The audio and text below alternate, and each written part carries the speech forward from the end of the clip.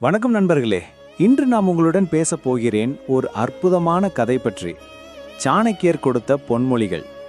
நீங்கள் இந்த கதை கேட்டவுடன் உங்கள் வாழ்க்கை மாறும். ஆமா, நம்ம சேனலை சப்ஸ்கிரைப் செய்ய மறக்காதீங்க.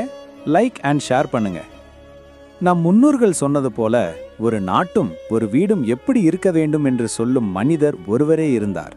அவன் பெயர் சாணக்கியர்.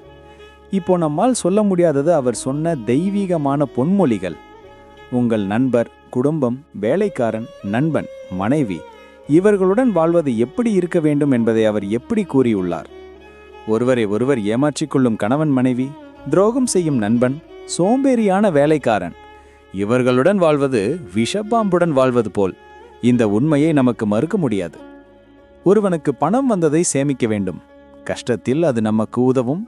ஆனால் நண்பர்கள், உறவுகள், மனைவி, கணவன் எந்த நேரத்திலும் நம்மை சேர்க்கும் மனிதர்களா என்பதை அந்த நேரத்தில் தெரியும். ஆயுடம் ஏந்திய மனிதன் ஓடுமாறு அரச குடும்பத்தில் பிறந்தவர்கள் நம்பக்கூடாது. அறிவாளி ஒருவர் வெற்றி பெறுவதற்கு முன் தன் செயலை யாருக்கும் சொல்ல மாட்டார். யானையை 1000 அடி தள்ளி வைக்கலாம், குதிரையை 100 அடி தள்ளலாம், பாம்பை பார்த்தால் 10 அடி தள்ளி ஓடலாம்.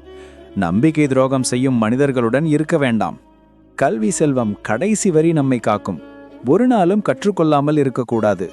தானம் தர்மம் செய்வதில் ஒரே நாளும் திருப்தியடையக்கூடாது. இவையெல்லாம் சாணக்கியர் நமக்கு கற்றுக் கொடுத்த உண்மை பாடங்கள். நம் வாழ்க்கையில் கடைபிடிக்க வேண்டியது உண்மைதான். நீங்கள் இதை ரசித்தீர்களா? லைக் பண்ணுங்க, ஷேர் பண்ணுங்க, சேனலை சப்ஸ்கிரைப் பண்ண மறக்காதீங்க. நன்றி நண்பர்களே. உங்கள் வாழ்க்கை வளமானதாக, அறிவுடன் நுழைந்ததாக இருக்க வாழ்த்துகிறேன்.